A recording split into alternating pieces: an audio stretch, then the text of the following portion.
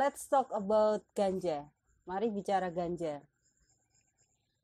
Ganja ini di Indonesia, di dunia, jadi kontroversi sejak zaman dulu.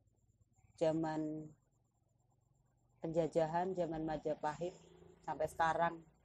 Sampai di era milenial masih jadi kontroversi.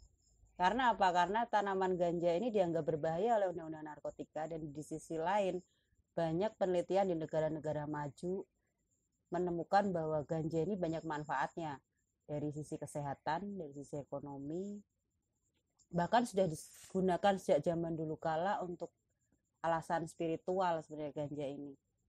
Kenapa sih ganja bisa jadi kontroversi? Kenapa sih ganja ilegal? Nah, pertanyaan-pertanyaan itu sering banget kita temui sekarang ini karena udah banyak orang yang membuka omongan tentang manfaat ganja, tentang bahaya ganja, yang itu semuanya memang perlu dibuktikan, perlu ada penelitian ke arah situ. Edukasi apa yang bisa kita angkat soal ganja? Sering orang nanya ke saya, pengguna ataupun yang penasaran, yang belum nyoba tapi penasaran, nanya, apakah ganja bisa menyebabkan kecanduan? Kalau dibilang kecanduan, tidak cuma ganja yang bisa bikin kecanduan gitu. Yang namanya kecanduan itu kan orang udah suka, terus kita pernah ngerasa nyaman aja deh sama sesuatu, sama seseorang. Suatu saat ada rasa kangen yang timbul. Kalau ditanya nih ke pengguna, orang yang udah pernah pakai ganja, menggunakan ganja, ditanya, kangen nggak sih pakai ganja? Pengen nggak sih pakai lagi? Pengen gitu. Pasti kangen. Bohong kalau bilang nggak kangen. Tapi dibalik itu yang kita nggak boleh bego, nggak boleh goblok nih. Di situ ganja masuk di Undang-Undang Narkotika, masuk di narkotika golongan 1 di Undang-Undang Narkotika di Indonesia. Ya resikonya salah satunya itu, ada resiko hukum di situ. Jadi ada juga beberapa orang yang nanya ke saya, saya pengen nyoba ganja, soalnya lagi rame nih kan orang bahas ganja. Boleh nggak sih kalau nyoba ganja gitu? Saya sih bilang nggak boleh gitu. Kenapa nggak boleh? Paling enggak kamu kalau mau nyobain itu pilihanmu, nggak ada orang yang bisa ngelarang kita coba, kita make. Orang udah kecanduan balik lagi atau enggak tuh nggak ada orang bisa ngatur, cuman diri kita sendiri aja, dari kontrol diri kita sendiri. Nah kalau kamu pengen pakai ganja, pengen pakai narkotika apapun deh, nggak cuman ganja, pengen lakuin sesuatu, dipikirin dulu resikonya. Kalau kita udah tahu resikonya, kita kan bisa mikir nih, manfaat apa enggak nih, aku udah siap belum nih sama resikonya. Karena kalau di sini kita bahas ganja, kita gunain ganja, dia masuk ke undang-undang narkotika, diterapkan di Indonesia, hukuman minimalnya 4 tahun. Nah kalau emang udah siap nyobain dengan segala resikonya, ya nggak bisa ngelarang gitu. Jadi mau dicoba, mau enggak, mau pakai lagi, mau enggak, itu tergantung kontrol kita masing-masing. Dan ganja itu kalau dibahas kontroversinya memang bakal panjang banget. Banyak sih faktornya, faktor ekonomi, faktor sosial, faktor budaya, faktor kesehatan, faktor politik, eh, itu masuk juga di situ karena jadi sebuah produk undang-undang kan akhirnya. Salah satu-satunya, bukan salah satu nih, satu-satunya masalah kenapa aku bilang tadi kalau ditanya, gimana nih pengen nyobain ganja, satu-satunya masalah ketika kita nyoba ganja, ketika kita pakai ganja adalah masalah hukum. Selebihnya itu belum pernah ada riset yang nemuin, belum pernah ada riset yang bilang nih kalau ada kematian yang disebabkan karena penggunaan ganja yang berlebihan, atau ada kasus overdosis ganja, atau ada kasus mungkin kayak pengguna alkohol gitu, menggunakan alkohol berlebihan memicu orang untuk bertindak kekerasan. Nggak ada tuh yang menggunakan ganja terus habis itu timbul perkelahian. Kalau murni cuman pakai ganja ya, kalau tidak ada narkotika lain yang terlibat di situ, nggak ada risetnya juga kalau ganja menyebabkan itu tadi aku bilang kematian, ketimpangan sosial atau kerusakan secara sosial atas penggunaan ganja. Kerugiannya itu nggak ada. Jadi ya mungkin bisa dicari-cari sendiri kan, orang penasaran. Ini juga bukan saya sendiri yang nyari gitu, banyak yang nyari. Banyak ada beberapa orang yang ngomong ke saya juga nyari nih riset, kok nggak ada ya, saya sampai penasaran nyari riset angka kematian akibat penggunaan ganja, itu nggak ada emang gitu. Terus kenapa dibilang ganja bikin kecanduan ya? Itu tadi, kalau kita suka sama sesuatu gitu, terus pengen mengulang, itu juga belum tentu kecanduan kan gitu. Sama kayak kita suka sama seseorang, mungkin kita udah nyaman sama sebuah kondisi, ketika kita di kondisi yang berbeda pengen balik ke kondisi itu, ya hanya rasa pengen merasakan lagi kondisi seperti itu.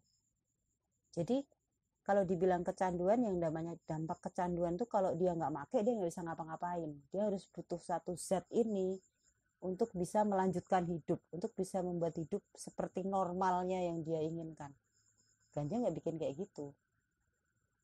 Kenapa ini dilarang? Nah, itu yang masih jadi pertanyaan juga gitu. Kenapa ini tidak diteliti manfaatnya? Justru manfaatnya yang sangat banyak tidak diteliti, itu juga jadi pertanyaan.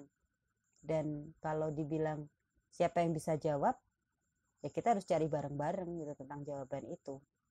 Cuman sih pesan saya nih, kalau memang pengen, kan banyak nih denger info ganja seperti ini, ganja seperti itu, jadi ada yang penasaran, yang tadinya nggak pakai ganja, nggak nyoba ganja, jadi pengen mungkin dipikir lagi gitu. Satu, aku bilang tadi, the only resikonya satu-satunya yaitu akan terlibat masalah hukum dan akan diperlakukan sama dengan pengguna narkotika yang lain sesuai undang-undang narkotika.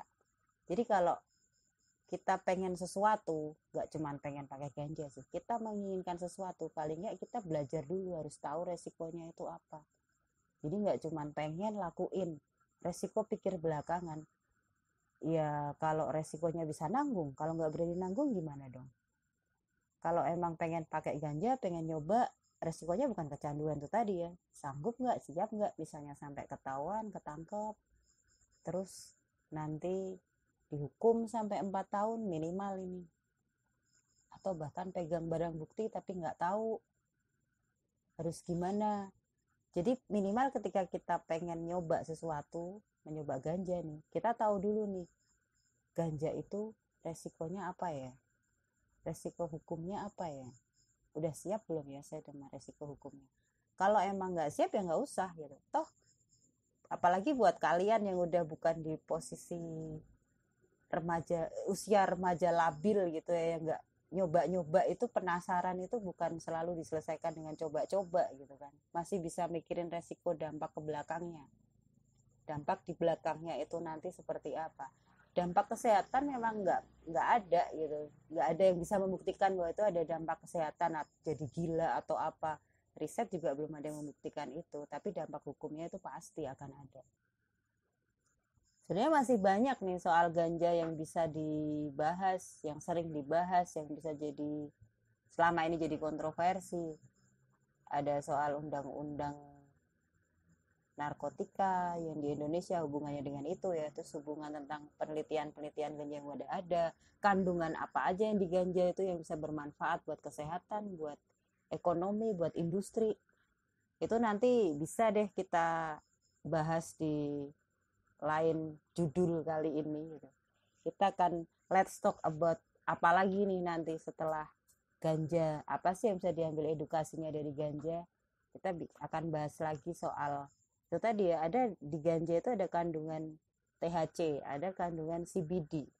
Nah itu kita nanti bisa belajar bareng-bareng nih, soalnya di era milenial gini kita jangan mau dibodohin sama media, jangan mau dibodohin sama kata orang, kita harus tetap aktif belajar gitu, apalagi yang pakai nih, apalagi buat pengguna nih ya, jangan sampai jadi pengguna yang bodoh gitu, yang gunain cuman gunain aja, nggak tahu itu barangnya apa, ditawarin apa, pakai aja tanpa tahu resikonya, tanpa tahu barang itu dibuatnya kayak gimana sih prosesnya, ada proses kimia atau enggak gitu kan. Ganja ini menariknya nggak ada proses kimia dalam pengolahan ganja sampai bisa dijadikan barang yang bisa dihisap oleh penggunanya. Kalau di industri iya dia harus diolah gitu. Tapi berbeda dengan opium, heroin, dia dari bunga popi diambil getah dan putiknya, serbuknya, diolah secara kimia, jadinya produk bubuk, itu jadi narkotika. Kemudian koka, daun koka diolah sedemikian rupa secara kimiawi jadi bubuk, jadi kokain. Apalagi metamfetamin tuh atau sabu-sabu itu murni kimia. Nah, di ganja ini pengolahannya, kalau untuk dikonsumsi secara rekreasional, kebanyakan cuma dijemur, kering, atau dijadikan minyak.